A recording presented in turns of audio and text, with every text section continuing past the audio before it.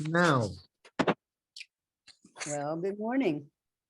As I was saying, I want to thank everybody involved in this production. This is, like one of those old movies with massive production, and 10,000 extras, only nobody here is extra. Not one of us is extra. Nobody's off the hook. So this is an exploratory workshop, as I said. And I am Regina Res, sitting here in Santa Fe, New Mexico. It is 9 a.m. And welcome to my living room. So hopefully I was thinking of images for what this workshop's about, because I've been talking to people about doing this. I've come up with the image of priming the pump. Those of you who've lived with water systems where you use a pump, it's not always flowing like in a tap. Sometimes you have to prime the pump. You have to maybe add some water, get the things flowing, get that water flowing. This is a prime the pump, get our thoughts flowing workshop. We're not looking for product, We're looking for materials to help enrich a product. Okay. The workshop comes directly from discussion that took place in a workshop that I gave for the storytellers of New Mexico, BC, before COVID. And we were looking at folktales or any traditional stories that might have something to springboard into a personal story. So I brought a story from Haiti, for example, and told it. And then we looked at pieces in that story from Haiti that could then bring us into a personal story. But this, we're going pre-personal story, and we're going to look at what we already have in our minds from when we're children or youth. Or some of us may have encountered a story in our adulthood that just knocked us out and said, that's my life, okay?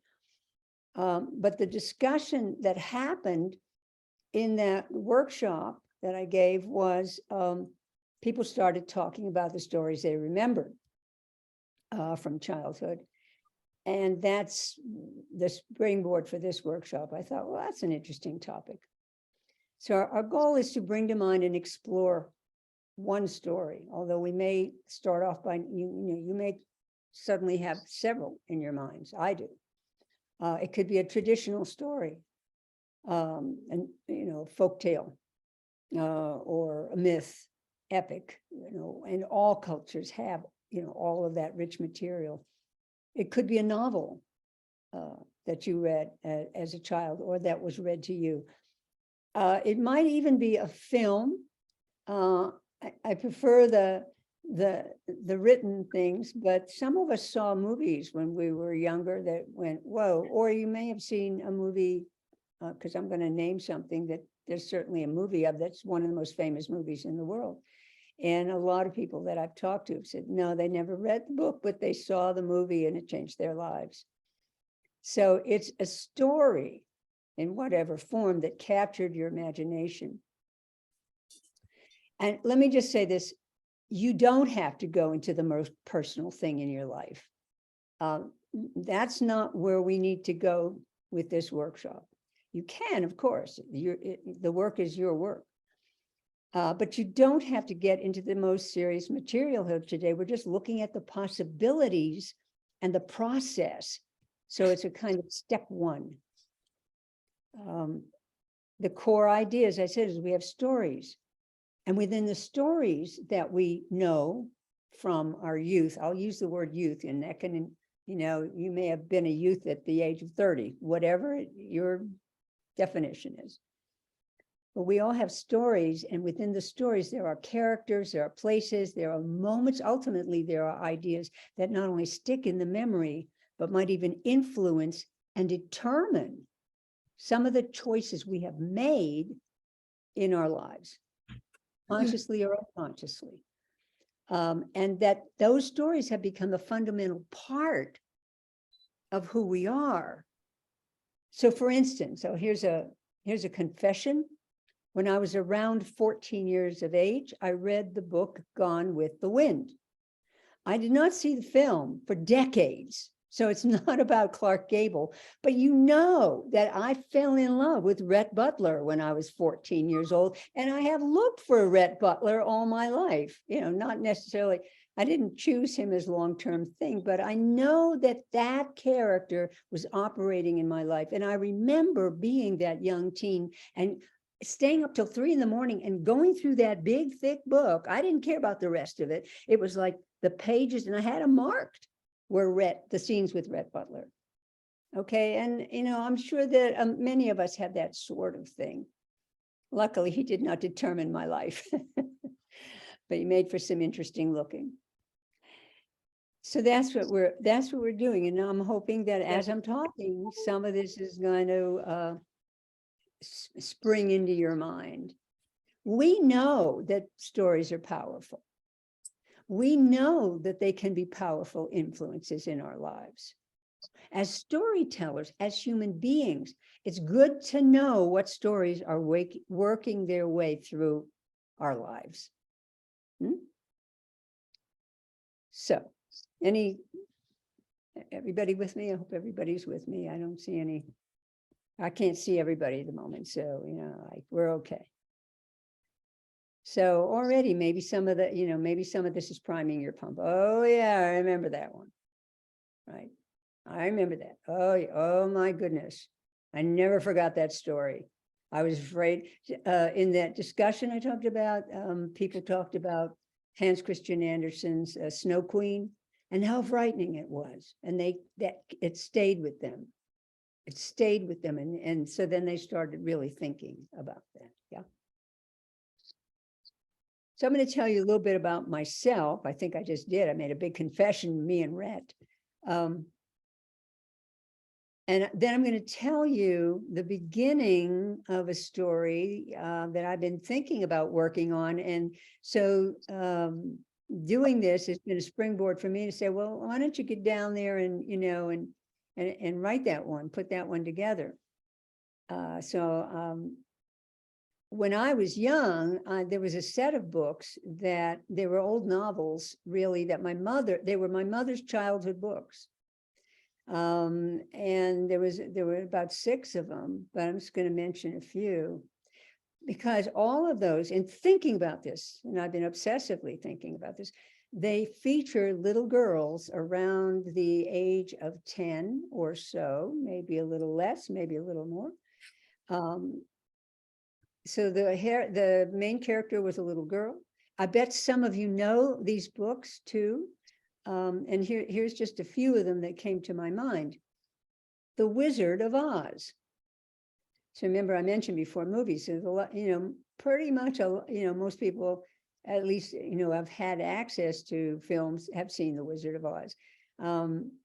But it's a book, and it's not only a book. I had 28 Oz books because it became, of course, a series of books. But that first one is the one that everybody knows, with Dorothy and the tornado and the Land of Oz.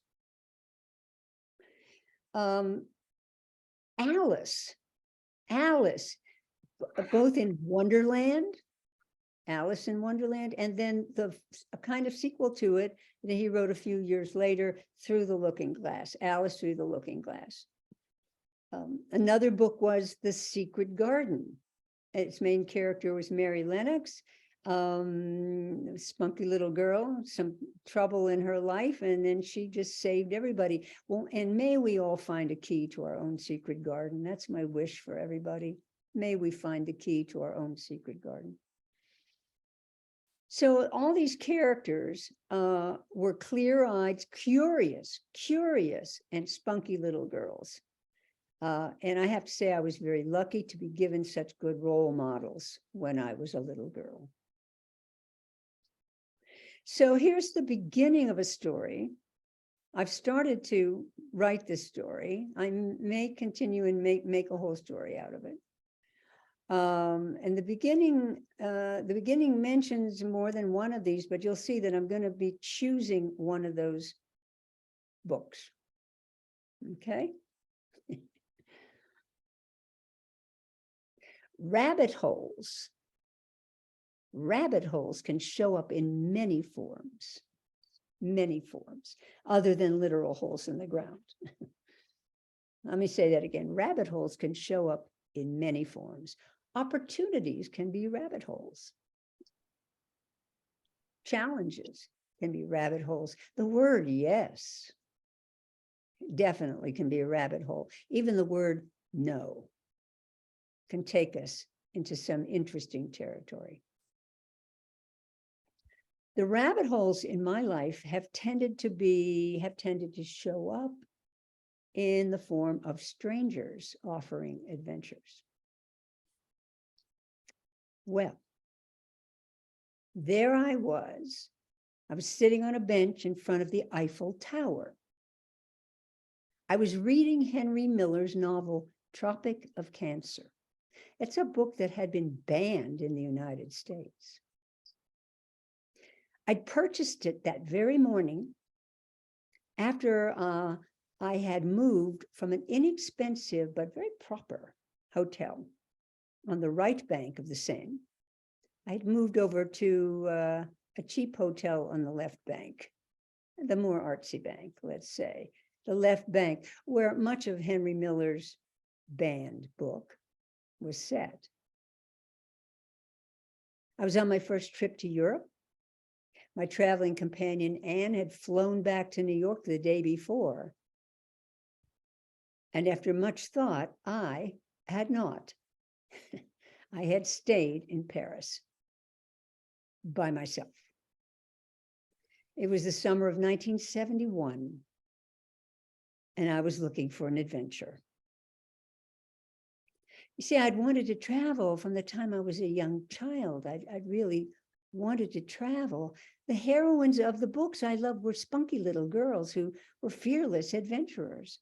Now, some were by accident. They went on their adventures, like Alice when she plunged down that rabbit hole to Wonderland.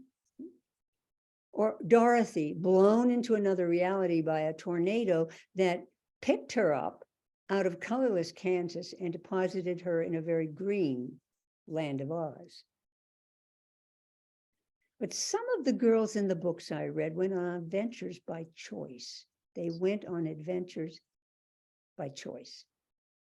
For instance, that same Alice, after she impulsively followed the rabbit down the hole into Wonderland, well, in the next book, Alice deliberately found her way through a looking glass, into a mirror, into the looking glass world. And I always, as a kid even, I always preferred through the looking glass. Maybe unconsciously, I understood that in the book, Alice had made a choice. So anyway, my first trip to Europe, summer 1971, there I was sitting on a bench in front of the Eiffel Tower, reading a forbidden book about adventures in Paris. I heard a deep and very melodious voice speaking in an oddly accented French. Bonjour, mademoiselle. I lifted my eyes from Henry Miller's prose, and I found myself gazing into a pair of dark, dark eyes set above a smile a mile wide and very playful. That smile, those eyes. I can tell you, my dear listeners, no white rabbit with a pocket watch was this tall, dark, and handsome man.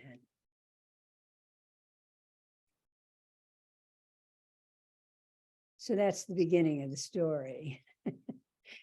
And I'm just beginning to put it together. And I will tell you this. It was a very good rabbit hole I went down into in Paris. And you see what riches that those two Alice books could bring to a story like that. The characters met, because I met with this guy walking the streets of Paris. I met great characters. So if I really decide to go ahead and write that story and maybe tell it, the first thing I'll do is reread Alice in Wonderland to remember those characters. So that's what I'm looking at. What is it that has stayed with us and influenced our lives now that we look back with this thought in mind? And then how can we weave it into our personal stories? I don't know if we'll have time ¿Aló? to get into the whole personal Sí. story, but Sí. we can ¿Quién see where habla? we. Bueno, So, I'll mute the person. Hola, ¿cómo estás? Qué gusto I'm sorry, escucharte, dime. I'll do the muting, just a minute. Bien, Eso. bien, bien, oye. Bien, el otro día te vi en una foto ahí en un restaurante con... There we go. I'm sorry about that. Yes. I can tell you, I was talking, just texting with a friend of mine who's in Cusco, Peru. She's a guide to Machu Picchu. They've been having strikes and things. Machu Picchu was closed, but she said she's okay. So my Spanish ear went, ooh. Regina, can I respond to your story? Yes, please. My camera's turned off, but I'll tell. My mother, who passed away 30 years ago, used to tell me about her grand tour of Europe in, I believe, in the 1930s. It used to be a tradition among relatively well-to-do USA families to send the young people on a tour of Europe after they graduated college, and it was a real, rite of passage. I guess your visit was in that same genre of the grand tour. Well, yeah, kind of. Mm-hmm. With many adventures, but yes, and I knew I was staying 3 weeks. We went to the Spoleto Festival. We were helping with the Spoleto Festival, a big musical festival in Italy. But I knew my friend had to go back. I knew I didn't have to go back. And in those days, you could change airplane tickets easier than you can now. And so I had been thinking about that all that time. But, and at the last moment, said I'm not going back, and bravely, and because I had never done anything like that. Mm-hmm. So and so obviously when in thinking about it, there are a number of books that I could, a number of stories, but I would stick with the Alice books, having started rabbit holes into wonderlands, and so that can take us into bad wonderlands along with good wonderlands. So it can take us where it takes us. She observed a lot of things, but she did very well, and there was no horror show in there, but she certainly saw some things that were surprising, as did I. So yeah, what I'd like to do right now, and then is be quiet. No, I won't shut up. Yes, I will at some point. I would like us first just to hopefully the juices are flowing. Hopefully the pump has got some water flowing in it, to just to name a story, and maybe 3 suddenly came to you. I mean, a number came to you. So I'd like what I'd like is to just maybe, if it helps, come to center, everybody. Find your breath, find your feet on the floor, whatever you do to help yourself focus, and then sit with the idea, this question: what book or story did I want to hear or read over and over again as a child, or something I read once and I never forgot? Or maybe a character like Hanuman, Ravana, somebody, a character like that might be haunting you, and a place, maybe you've been searching for the Emerald City all your life, or someplace, Narnia, for example. Take a moment, sit with the idea, and just come up name these things. And I would love to see them go in the chat. If can people write in the chat, Eric? Yes, of course. Okay, this would be great. Let's generate a list. Let's see, let's see what comes up. Write it on your paper. If you have something to write on, start writing, but just the names. Don't start talking about it. Just name these things. Let's name them. Let's get all this out there. To name things, if from Egyptian mythology, to name something is to create it, is to evoke it, is to bring it into being. So let's see how many names. So let's take a minute or two and just get them in the chat. Everybody knows how to write in the chat. You go down to the box that says chat, click on it. And at the very bottom on the right side, you'll see a thing. You can put a thing in and just name it. Let's see how many names we can get. And then we'll do some out loud. And Eric, if you want, you can help me read some of that list if we get a list in the chat. So Okay. just go for it. These are No. stories that made an impression on one as a youth. As a youth, unless something, burning happened when you were 32 years old and you have to name that one. But yeah, as a youth, what's shaped your life? What's worked through your life? The Wizard of Oz, you see, I mean, most people know that, know that one. Jane Eyre, Heidi, Hansel and Gretel. I see one, why the Yeah, bells so are I would recommend that people look not only in general culture, but in the culture of your particular background. I've been thinking lately about how the founders of psychoanalysis in Europe based all of their psychological models on Greek gods and goddesses. They symbolized personality tendencies on Greek gods and goddesses. For example, Oedipus or Narcissus. Narcissus was cursed to be fascinated by his own reflection, and he died like that. And that's how we have the word narcissist. Well, why in the world should people all over the world limit their vocabulary to Greek and Roman gods and goddesses? I understand it's the founding culture of the West, but not of the East. So that's why I mentioned Ravana, I mentioned Hanuman, Sita. Yes. Sita's a massive. If some of you may know Anita Ratnam's incredible dance and story program called A Million Sitas.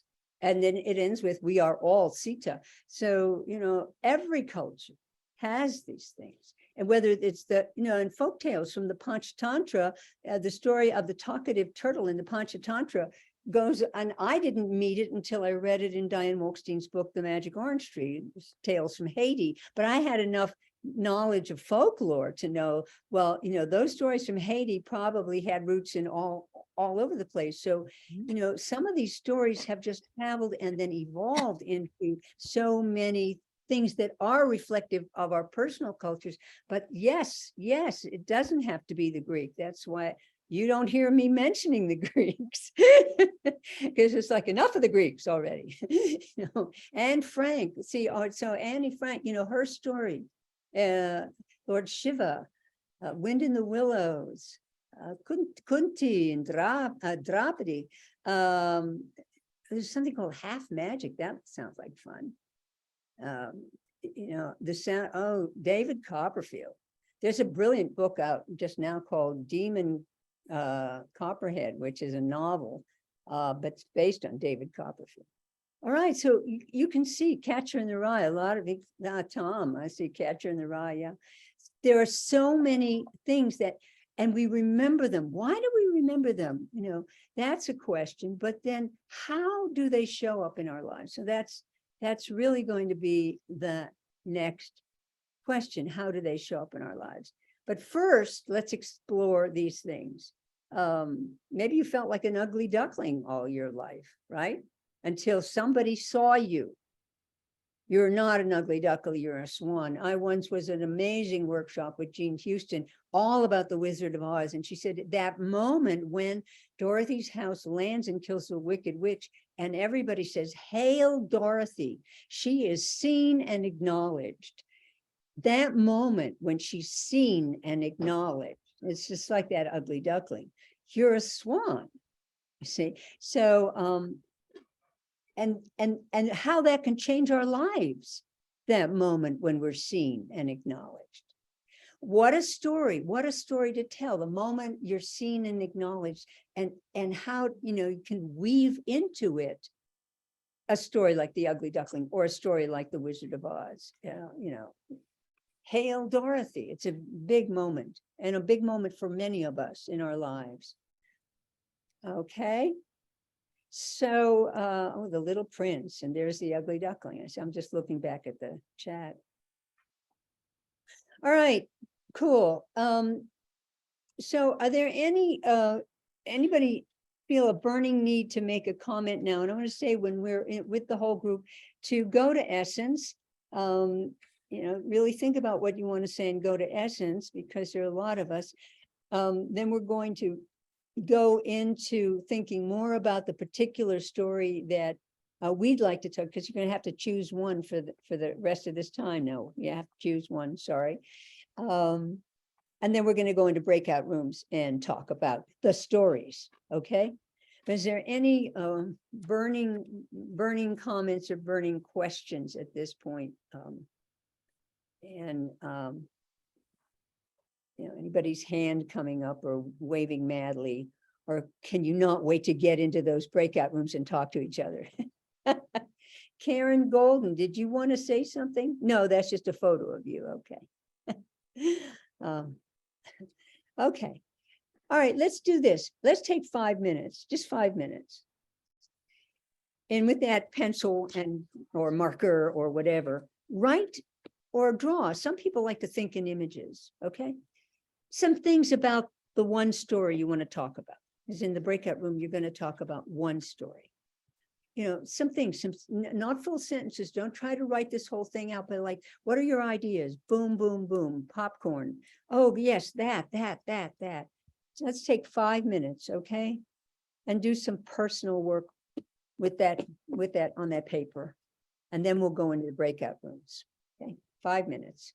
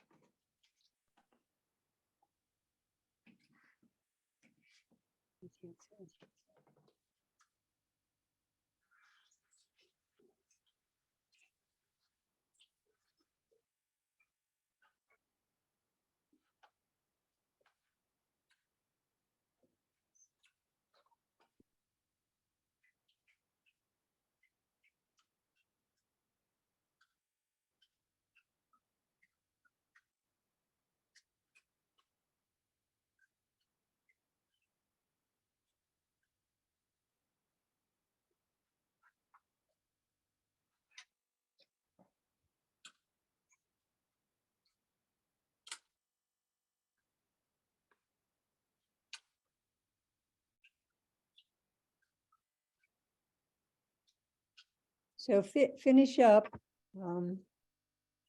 and wander back from your journey down that path into the rabbit hole of what book was your rabbit hole, what story was your rabbit hole that took you somewhere. Persephone's in there, I see. Nancy Drew, for a lot of American girls, the Nancy Drew books. I don't know about you folks elsewhere, but I was never into Nancy Drew. I was into something else. Kim and oh yeah.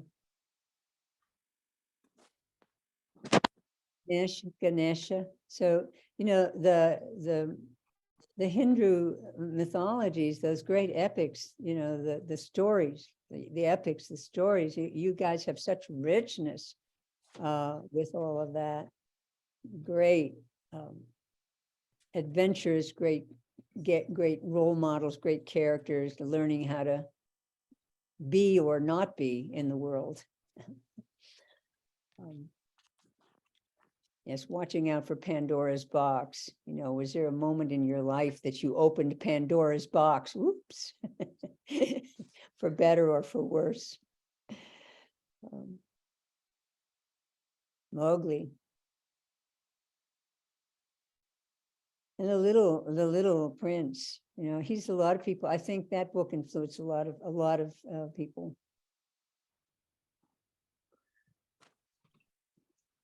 So come back, whoever you are, wherever you are, from this, because this is the beginning. This was just, again, a way to prime the pump, because what I would like us to do now is go into the breakout rooms and talk about one, but choose one. The stories and the things named in the chat were just really wonderful, and they were kind of a compilation of so many different cultures and different places. And I noticed somebody wrote, I think, the Grimm's Tales, but which Grimm's Tale? You know, which one got you? Or, you know, they are obviously a book like that, collection like that. It influences so many people, as you know, but what we in the West don't understand is that those stories came from elsewhere, as did many other stories. The Ugly Duckling was my understanding, that Anderson wrote that, but it was based on a Spanish folktale. Now, where did that Spanish folktale come from? You know, or the Aesop's fables? They're all from all over the place, including the stories out of India and stories from Africa, the Aesop's fables. So nobody, you know, it's wonderful that nobody can claim these things. We can claim them, and we try to claim them, but if you start looking, I think my thought is people have been walking around the planet for 40,000 years telling each other stories. So, you know, and what are they? They're stories, these stories, and then they find their way into the novels, of course.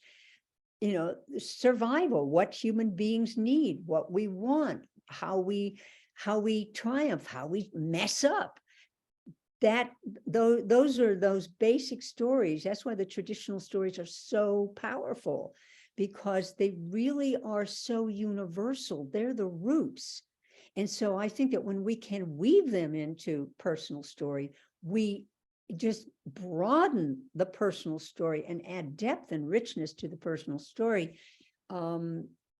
that doesn't happen if we don't at least know, even if we don't say it out loud, where the roots are to that moment in our personal histories, or where the possibilities are that they, it's not that you had the same experience, it's that it's a human experience forever, right? At least that's my personal thinking. So can we go into breakout rooms? Eric, are you going to put people in these rooms, and like how many folks? I think we have around 30, 31 people. Could you tell us what we should be doing? Oh, well, that would be good. Thank you. Yes, call me on it when you see that I've skipped an important piece here. Tell each other about the story. So I'm not, with this, at this moment, it's not getting into the personal story so much unless you have to. But the story, wow, The Wizard of Oz, I never got over it. I felt like that little girl. I was kind of not understanding where I was. And then suddenly I was in this place and I met people, like, oh, and Dorothy saw so clearly. And she was such a, she took the Cowardly Lion, she took the Tin Man, she took the Scarecrow, and off they went to get help. And then, boy, what they saw when they got to the wizard was, behind that curtain, he was no wizard, he was just this guy, right? So talk about the story and have a conversation. So it can be interactive. And I would say maybe 15 minutes. Eric, what are you thinking regarding the breakout room and the timing? That's okay. 15 minutes is okay. Yeah. I'm only putting people in breakout rooms if they have their if they have their cameras on. So if you want to go into a breakout room, please turn your camera on now, Uh-huh. because people who have their cameras off are probably in the kitchen. Might be in the kitchen. We don't know. Jennifer. So just give me one more minute here. Is it clear that this is a discussion about these stories? This is really looking at these stories, and if you get to a little bit about operative in your life, that's okay, but that's where we're going to go. When we leave the breakout room, we'll come back and talk about what we talked about in the breakout room a little bit, and then go on to, we'll see how the timing is, go on to maybe a little bit of how you see it operating in your life. But this really is your time to explore that story. Once you have to choose one, you can't just say the Grimm's Tales, one story, and really explore it and get help from other people. Other people are going to know these stories too, for the most part. And if they don't know your story, you are educating them on a story. That is so perfect for living a life that it finds itself in our lives, for better or for worse. For better or for worse. Okay. Okay, ready to go? Here we go.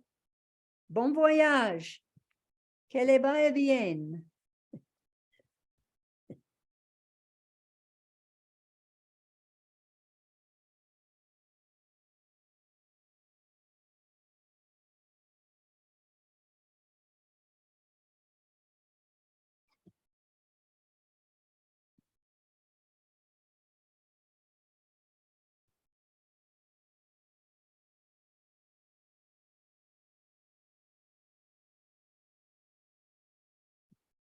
So how many Karen people are, hasn't gone yet. yeah. Hmm.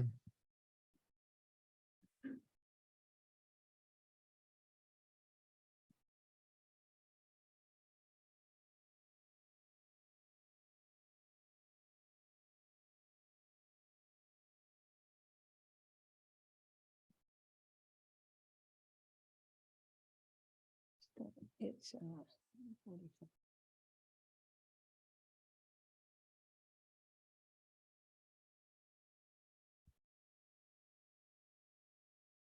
Karen's system is not cooperating.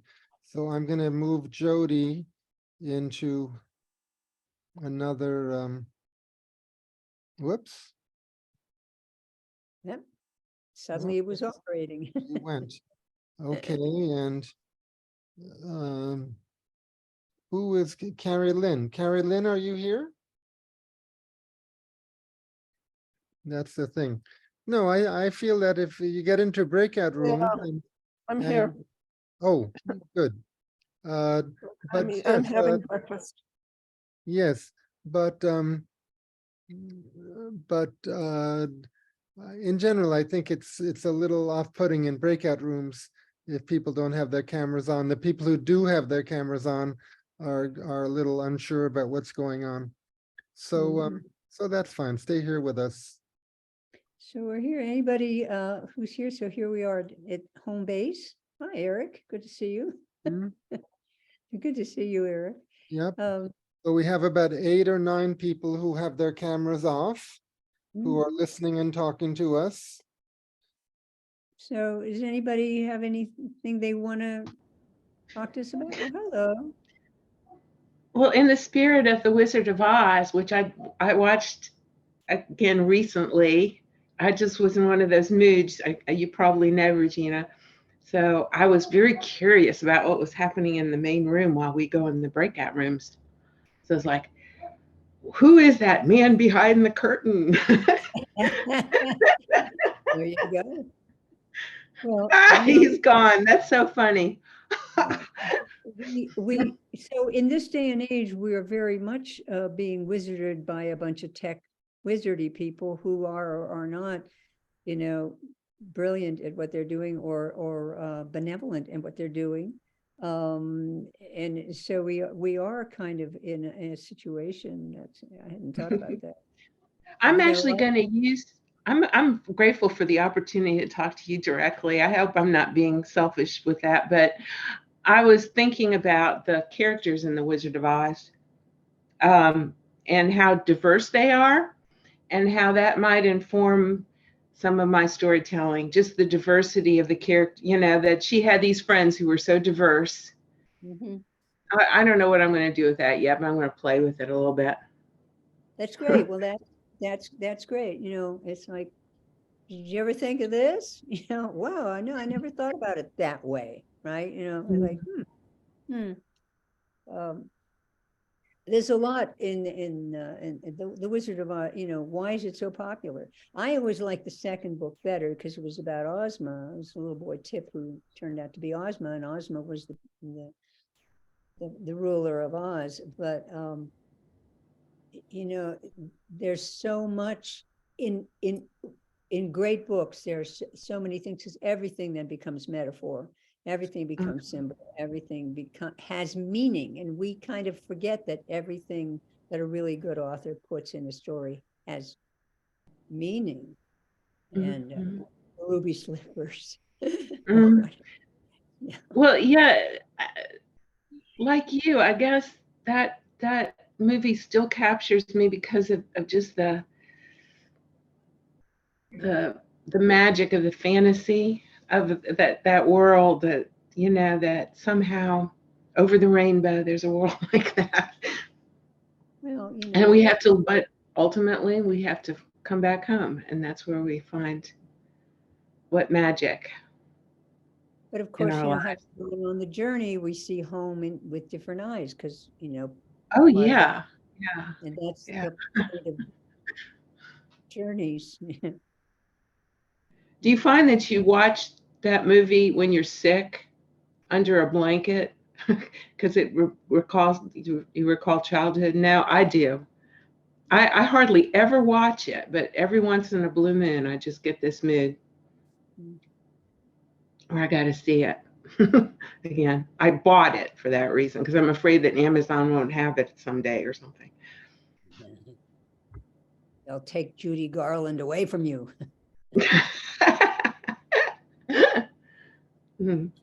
Sorry, I had to get lunch because I've got another group this afternoon, and so I thought, well, I'm just going to listen, but I can't just listen. I have to get involved. So I'll shut up now so others can talk. Yeah, anybody else? I see some folks are showing up. Jeff the Bard. Do you have anything just you want to say, or you're just listening? Just listening. Okay. Anybody else? Is it Kayla or Kala? Kala? Yeah, hi. Hi, Regina. Hello, Kala. Hi.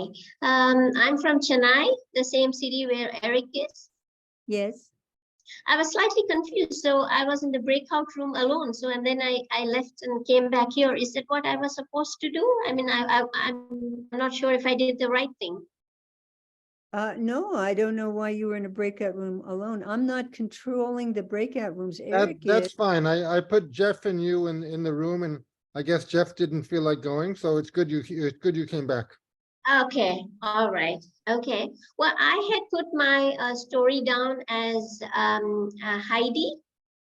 Ah, why? And Well, yeah. I think I first read that story when I was in grade 6. And what I liked really about the story was this young girl, and she was having such a carefree childhood. Although, yes, she was, taken to a new place, and she had to be with her grandfather, who was a bit grumpy beginning, but then they developed a beautiful relationship. So to me, I think I really connected with that story because of the carefree nature in which she was living her childhood, and it was the opposite for me when I was growing, because I had a really long day and not much of a life with so much of academia and extracurricular activities. I couldn't really enjoy um, the fun of being a child. So I liked that she was out in the mountain, and it was such a simple, carefree life. Have you managed to find your little carefree child in your adulthood? I would love to, but I think I'm still yearning for that. I just seem to have been socialized into being this very responsible person, and my parents were highly a disciplinarian, so they have always taught me about responsibilities and obligations, and somewhere I feel I yearn and I long for this carefree self. In fact, to the point where sometimes when I see people who are being so irresponsible, which is not a good thing, I actually feel that, if I were someone like them, I'd probably be happier and my heart would be lighter. And yeah, so I have this yearning to find this carefree, because I'm always a person who worries and I'm always full of caution. So yeah, I think that's why I like that character. Yeah, well, maybe it's time for you to write yourself a fantasy about yourself. If you can't enact it at the moment, Mm-hmm. write yourself a fantasy in which you do all that you really want to do, and see where it takes you. Just see where it takes you. It could be an interesting thing, I think that's an excellent suggestion. Yeah, maybe I can put down things that I would like to do and create a make-believe world where I could do what I want to do. Do what Alice did, go through the looking glass. Yeah. Seriously, she did it. She kept looking in that looking glass and going, I see the world there. It's the same world, but it's completely opposite. Right. I'm going to explore, she said, and she walked into it. Well, give yourself, and use, if nothing else, you could use that like Alice through the looking glass. I kept seeing myself, but in a very different way. How would my world be if it were turned around? And right there, you could, use that reference that a lot of people know, but then you write yourself your fantasy. I want to hear it, I want to hear it when you get it. Sure, sure. Yeah, Very cool. yeah, yeah. Is that Sudha over there? I'm trying to see who's in the room. Sudha, are you the Sudha I know from Chennai? I was in Chennai in 2017. I got to be actually in the festival in person, the human being. Hi, Oh, wow. Wow. hi, Sudha. You're on mute, Sudha. You're on mute. Can you unmute yourself? Ask to unmute. Yes, it's rather late in the day, and my brain is all fuzzy, so I've turned off my camera. I'm just taking in all that you're saying. Okay, well, it's very good to see you. Yes, likewise, Regina. Yeah. I know it's very late there. Thank you all for staying up. See, I had to get up. You are staying up. Nothing's perfect in our world, but this is Yes. perfect. How amazing that, that we're able to do this. He's done a marvelous job, Yeah. It's and just he's burning out. yeah. Yeah. So we got about 4 more minutes. I'm going to, I forgot, I was going to see how I can send a message to people. Eric, can you send a message and tell them they have 3 more minutes? Yes. Okay, that'll give them a heads up. They can come back when they want, but I I'll tell think them we've what, given, three more minutes. yeah, okay, that'll be the fifth, that'll be about the 15. I assume if people were tired talking to each other, they would have shown back up here. I think at this point in the Zoom game, we know how to wander in and out of these places. That think of what we've all learned in this kind of wonderland looking glass world we all got plunged into with the pandemic. What a epic we're living through, but we've Very unusual times. very unusual, and so much has been taken Yes. away and so much has been given, and that is so not, and I'm not talking about the deaths, but I'm talking about just in terms of how we Way live of our life. Yes. Yes, way of life, amazing. But what Zoom has opened, imagine living through all that without this. Exactly. 2 weeks after New York City shut Mm. down Mm. around the world, and I had to learn how to do that in 2 weeks, and we were all in shock. But I mean, that Zoom was available, Yes. and we got it, and it just because I can't imagine without it, let alone without, telephones and all the things we have to communicate with.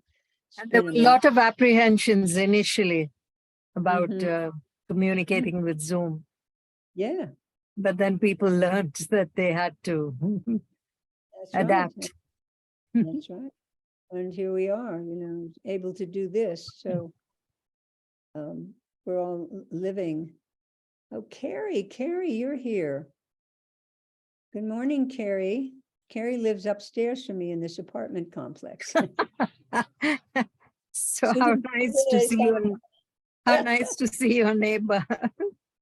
Hello, I'm here, and I'm not visible. I'm doing a few other things too, but I'm here. Well, it's great. It's good to see you, Carrie.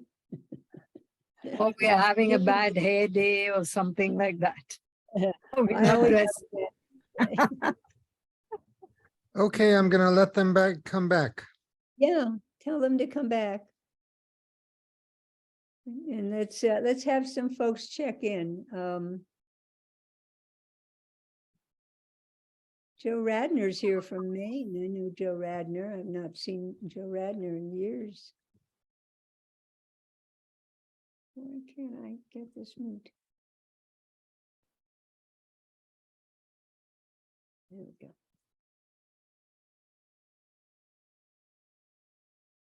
Welcoming everybody back. We've been on journeys. Hopefully we've been on some interesting conversations in our rooms. Even,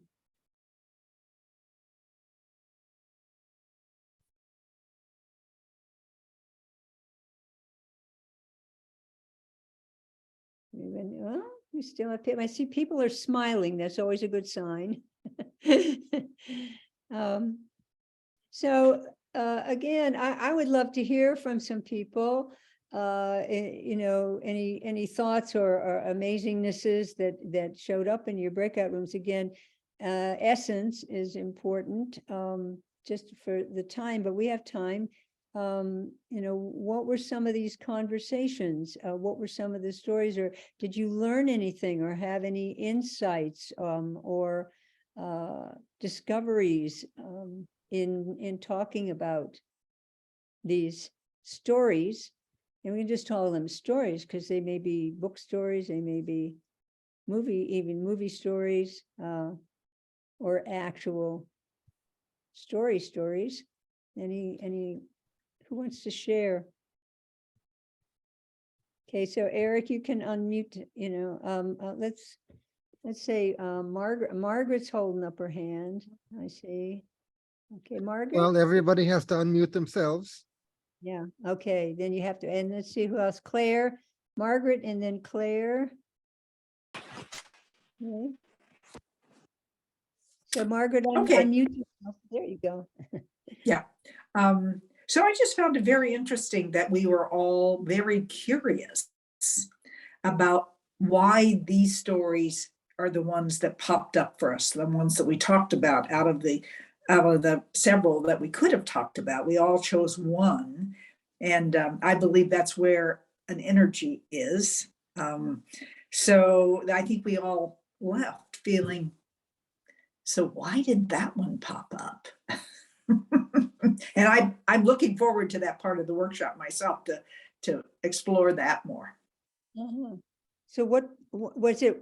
But it was each one of you had one, or there was a unanimity in the room? No, each one of us had a very different story, but and we just, you know, each one of us told the story that we picked. And but I think we all felt very curious about why that story came up for us. You know, why, what's in that is really resonating somewhere deep in me that I haven't looked at or explored as much as I could explore. Okay. That clear? Yeah, that's the overriding question. Why that one? Mm-hmm. Why that one? Claire, did you want to add to something here? Yeah, I was with Rachel. It was just the two of us. It was wonderfully intimate. And I shared enjoying the Anne of Green Gables series as a child. And I'm like Margaret, wondering why they spoke to me. And it never occurred to me until this very moment. Thank you, Regina, for understanding why Anne of Green Gables was such a favorite of mine. And I'm the 7th of 10 children, and Anne was so singular, so unique, so special in that household. So, but I'd love to share what Rachel, I hope Rachel wants to share also, but I was really surprised when Rachel offered the story that spoke to her, because I see Rachel in some of these workshops and she's so erudite. It's words are seem to come effortlessly to her, and she's so poetic. And what spoke to her was a TV program, so that kind of tickled me. And it was Davy Crockett, and she talked about how he would rescue the fair maiden, and how she didn't, as an adult, she sees, you know, how rather than being the rescued maiden, figuring out ways to rescue herself. I hope I'm not putting words in your mouth, Rachel, but that's kind of how I heard it. And so it just, I was delighted that it was a TV show that Rachel was called to Rachel to talk about. So thanks, Regina. This has been wonderful. Great. So thank you. And so, yeah, TV, I don't think about those TV shows, but some of them, you know, they're good stories. And if what makes them a good story, because then there's a universal thing in them that can go back, and we could go all the way back to those Greek heroes or those Greek maidens. I always thought, like the women in the Greek mythology were always getting bashed around. So I was never big on the Greek mythology, but what is it that's a universal thing that makes a particular, even a TV show speak to us? So Marina wanted to speak. Marina, where's Marina? Yeah, I'm here. Okay. Can you see me? And then we'll get Rachel, okay? Okay. Marina, did you want to say something? Yes. I had many stories, and then I chose one. That was not the one I was supposed to tell about, but anyway, it was one in the group. So I choose to tell about Tummelisa.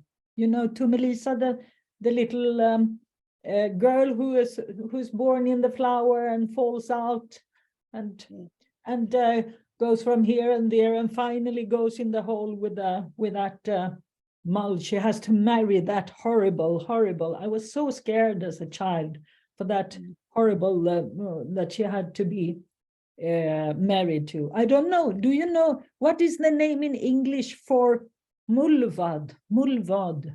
Mole. Mole. Okay, mole. But she's been saved. She has been helping a bird to survive, and someone is saving her, and she gets married to this beautiful little boy later on. But the interesting thing that because Moira, she didn't have a story in the beginning, so I started to compare to other stories that I had chosen to, and I'm astonished that there is the same theme in many of the stories that I have chosen.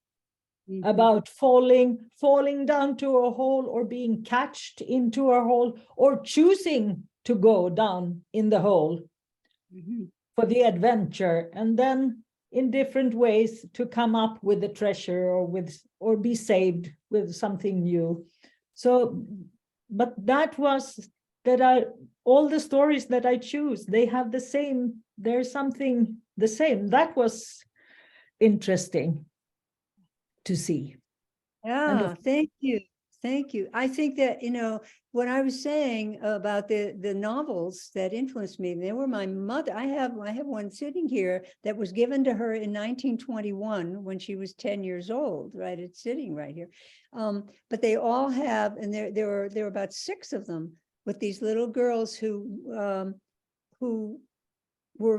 they went on adventures, whether they fell or not, but they were clear-eyed. They saw reality really well, and they were very compassionate, and there were a lot of similarities. And in thinking about this workshop, that's what I looked at, that set of books, and went, oh my goodness. And that was the role model. And so then I can look at my life and go, I see, right? And that's what we're doing. Rachel Greenstein. Yeah, Rachel. First of all, this has been very helpful, and I had a realization.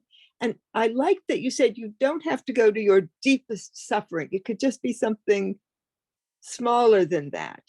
And so I was very surprised when Davy Crockett came up.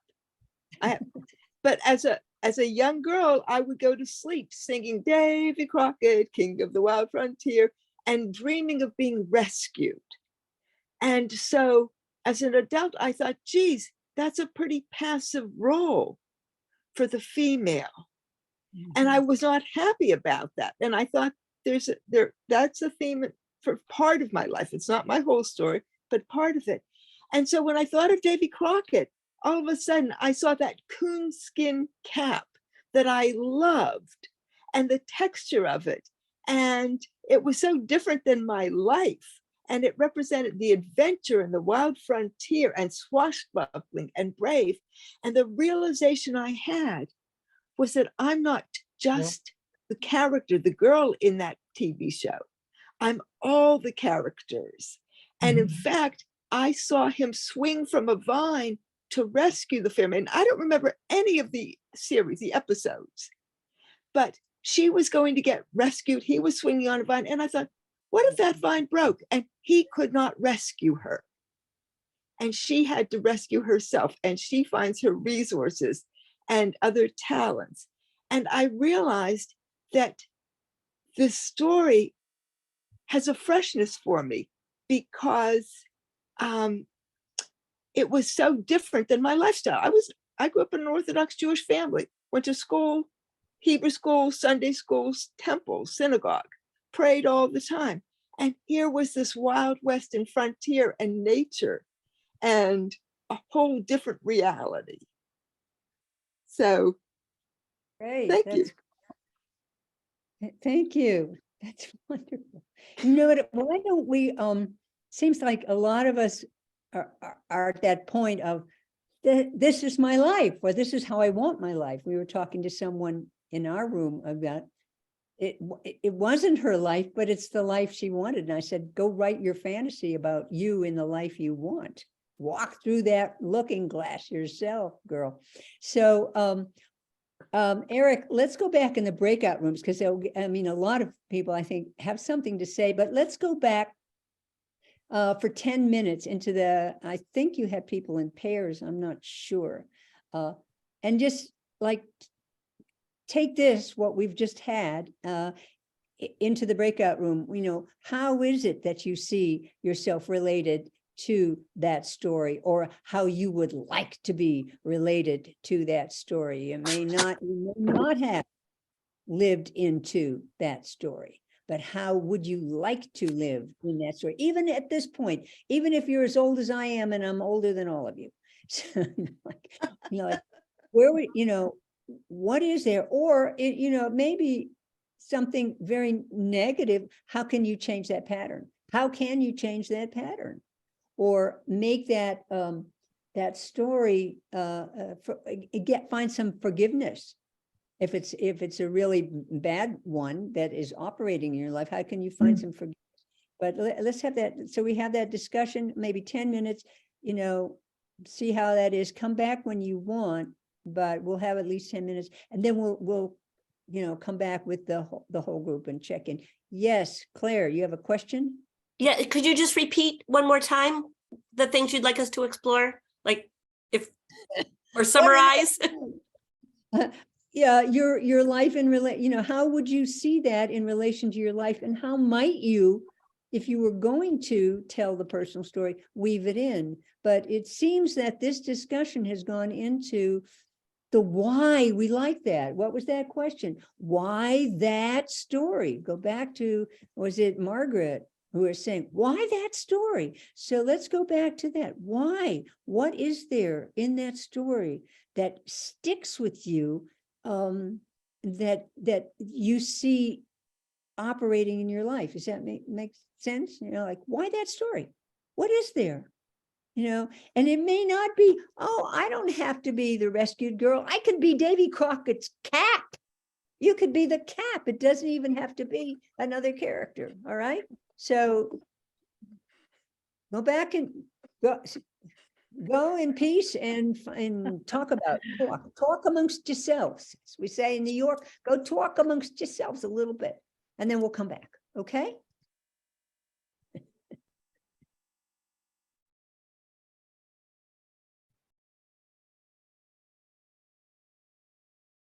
Regina, I've sent them, but I'm not really clear what the difference between this topic and the previous topic is.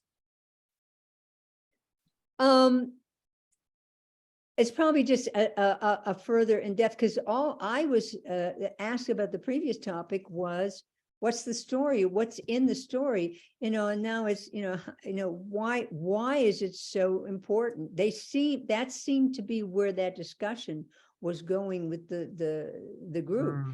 I think a lot of them they've already begun this discussion. Well, Okay, but yeah. But nobody said, but we already did that. I think they want to go further. What happened in the workshop that this workshop came out of was the topic of the workshop that I gave 3 years ago or 4 years ago, whenever, was how, a folktale can be a springboard to a personal story. And they got into things like Narnia And somebody was talking about what happened in Narnia, and I said, back it up. What about going into the wardrobe? And a woman said, oh my God, that's my hayloft. When I was young, I had this hayloft, and that was my wardrobe. That's where I went to go into the fantasy life that I really wanted. That was, oh my, and she was so excited to make the connection with her life to Mhm. that extent, you see. And so that seems to be, there seems to be a depth question, and I think, yeah, it's how can we weave them into our personal stories? But that's when, that's what I did in the story. I told at the beginning a little bit. So when they come back, well, let's see what they say.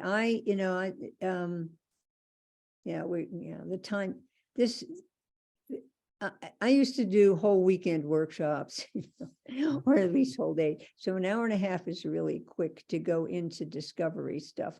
And because we're not, so I said, we're not going to come out with a product on this one, because this is exploring,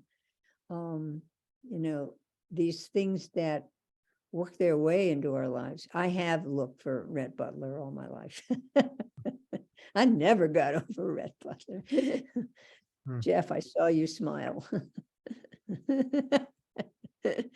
And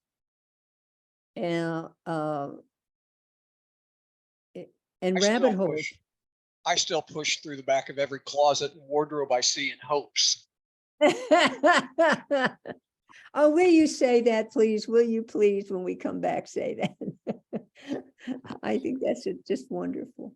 But and so they wanted to jump into Narnia and what went on in Narnia, and I said, no, the deal is the wardrobe. It's like wardrobe's the key. The key, exactly. But then there's a lot of things in like fairy stories on how you get to fairy. It can be a door in a hedge. It can be a path. It can be a bridge across a stream. Fairy exists everywhere around us. You just have to be willing to let go and walk into it. Yeah. And as a Celtic storyteller, that's what I look for, is I want to be in fairy. I want to go to fairy. I want to be among the she. But in my tradition, we believe that every story, there's just a story, and every story is a part of it. So every story I've ever heard, every story I've ever told is a part of who I am. Well, say that when we all come back. You have so many good things to add to this, I wish we did have all day. Eric, next year, all day. Okay, all day. I'm better in person, though. I really am better in person. But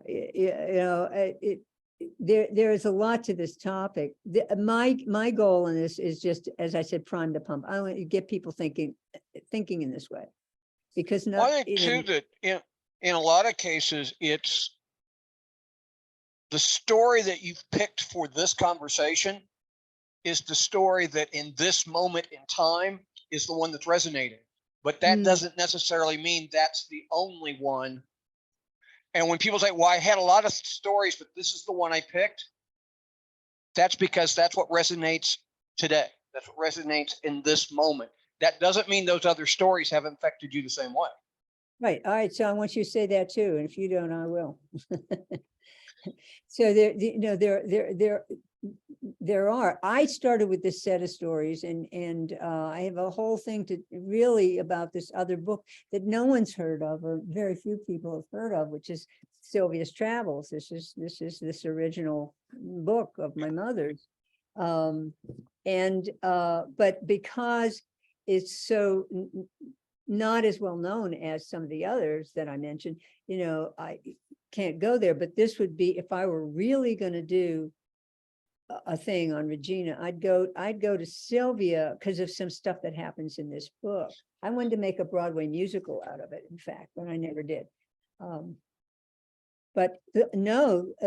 There are many stories. There are many stories, obviously, that are operating. I think, we have these, and we find ourselves if you, then looking back at our lives and saying, I mean, I'm making a joke, and it's a half a joke, but looking for Rhett Butler, that could be an interesting title for a memoir, but I haven't really been looking Don't for. feel bad. I looked for Scarlett for years. Oh, Scarlett. Scarlett. You know who I never would look for would be Ashley, and I would never look for Ashley. So Ashley was such a wimp. exactly, but he was the good guy, and Rhett really was not. Rhett was, excuse my language, and he was. Well, that's like Miss Melanie was sweet, and she's the person that you really want to know and to have around. But Scarlett's the one that's fun. Yeah, she's the one that's fun and interesting. And played by Vivian Lee. All right, where are we? Are we there, Eric? Are we at I think we're at about 10 minutes. What do you think, Eric? Okay, shall we invite them back? You say come back, yeah, say one Okay, more there's minute. about 10 minutes left in the workshop. Right, get them back. Okay, I did you put them in pairs? Is that what you did? yes, same pairs. Oh, okay. Yeah, the reason yeah, okay. Let's see where we are. Get them back. Reel them in. And then Jeff's going to run the rest of the workshop. Oh, don't get him started, Regina, because he clearly could.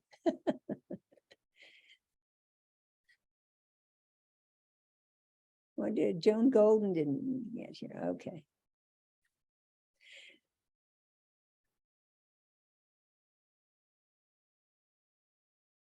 Yeah, I didn't get a chance to thank you, but thank you very much. Hi, Joe. Hey, Regina, how you doing? This is fun. Oh, good. Thank you. It is fun. I was worried about it because it's such a rich territory, and the timing thing. But again, I'm just going to say it was just to bubble up some ideas in our heads. Then I'm going to ask you all to just go and run with your thoughts. Jeff has a couple of things to say. Anybody else have something to say? Like where did you take it? Did anybody find the pattern in their lives from it? Okay, Margaret. And why did you choose that story? Margaret, did you guys talk about why you chose that story? The overriding question? Yes. Would you like to? And what's fun is that, well, at least Gustavo and I came up with like new ideas. And Jan, I think maybe went a little bit further. She kind of knew why she chose her, I don't know, Joan of Arc story, if I can share our stories now, but I really came up with a really new understanding about why this story touches me so deeply. And that is about, I told why the bells rang, which is this German folktale, but these two boys are just filled with wonder and desire to take a journey, to be in a place that helps them connect to the bigger reality. And my question is often, why are we here? What is this life all about? And one of my big journeys in my life has been to try to understand that, and I'm very much still into it. It's a cosmic kind of consciousness. And I love the journey, and I have been on that journey all my life. And I think the story that I love so much helped me set myself on that journey. There you go. You just summed up the reason for the workshop. Thank you very much. Yes. What is it in these stories that has set us up? For one thing, that's one of the big questions. Jeff, did can you toss in a few things for us, please? All right. Well, first of all, as we talk about different things, I still look in the back of every wardrobe I see, and I push my head through every closet, hoping that there's that doorway. And fairy stories, and my quest is to find fairy, because our world doesn't have enough magic in it. We need to bring magic back into our world again. But fairy exists all around us. It's finding that door in the hedge, or that bridge across the stream, that path that disappears into the woods that takes you to the other place. And ultimately, that place is in us. In Celtic tradition, we teach that there's a single story, and every story that's ever been told is a part of that story.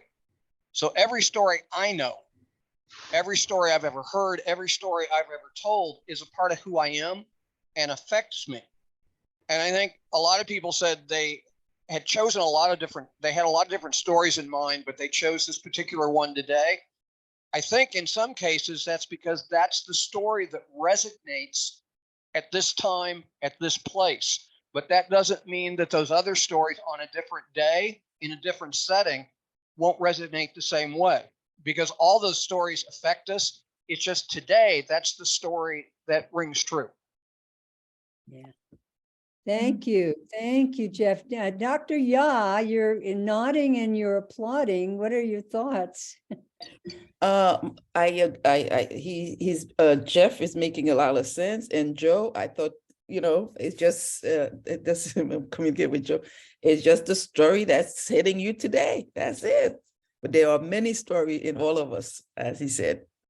Thank you.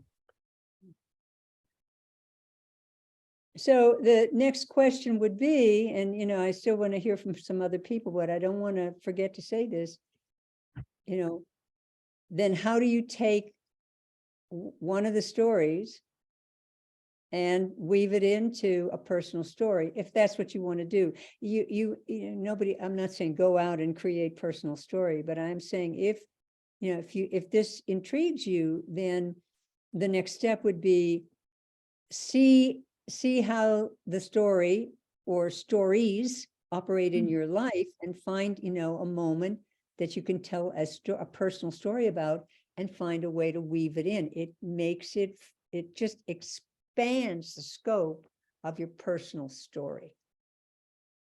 It expands the scope of it. But we don't have time to write our personal stories today, but just take these ideas and run with them. Anybody else have anything they want to report back? Joe Radner. Well, I just had a thought about what you just said, because it seems to me there are several ways to mix in these iconic stories with our personal memories.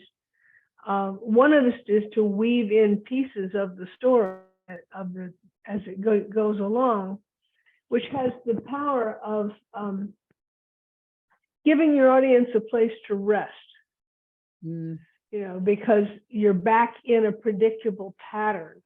You're going through. I once did a story about my father woven in with as Meat Loves Salt story.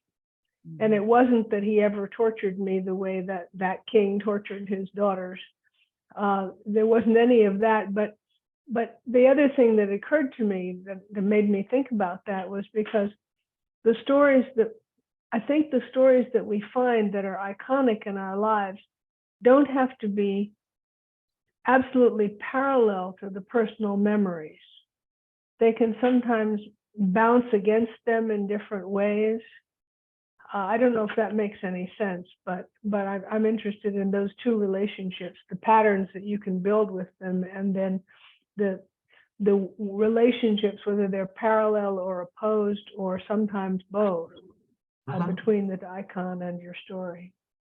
That's great. And you just in saying what you said about Meat Loves Salt and your father, you did that. You said he was not that. I mean, so, right there was that, oh, thank goodness he wasn't, says the list. But there are qualities in the characters in these iconic stories that comment in one way or another about the people in our regular lives. So it's not as if they're utterly different, but as if oh, I see something new because of that conjunction, right?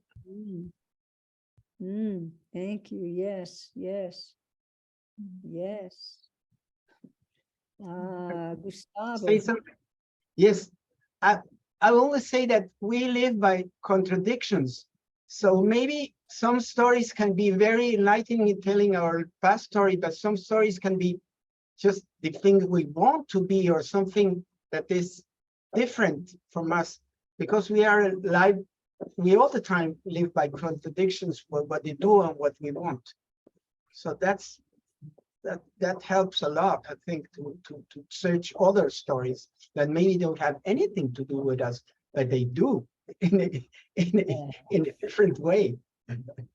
There's a wonderful English word, unlike XYZ in XYZ story. My life took this turn, you know. So yeah, making things more and more three-dimensional. Yeah. Anybody else? Eric, did you have anything you want to say? You usually have something you want to say. No, I'm okay. Other than it's 10:30. Well, Well, I'll add one more thing then. uh-oh. I do a lot of heroic stories, and while they're inspirational, they don't really touch people the right way in some cases, because we would all like to be heroes, but we're not. But the key to folk tales, I think, when we're weaving them into our personal stories, is the fact that on most folk stories, the hero is just a regular person. It's somebody who tried. And so often in the world today, oh, I can't change that. I can't affect that. I can't do anything. And it's like, yeah, actually you can. And that's one of the lessons we need to take from those old stories is these are just regular people who stepped out or stepped up, and they did make the change. They did make the difference. They did change their own lives, and we can do the same thing. So the book that I didn't mention that is so important to me is called Sylvia's Travels by Constance Armfeld. It's a little girl, and she goes on an adventure, and she saves the kingdom and rescues the princess, who is the princess in that story has locked herself in the tower.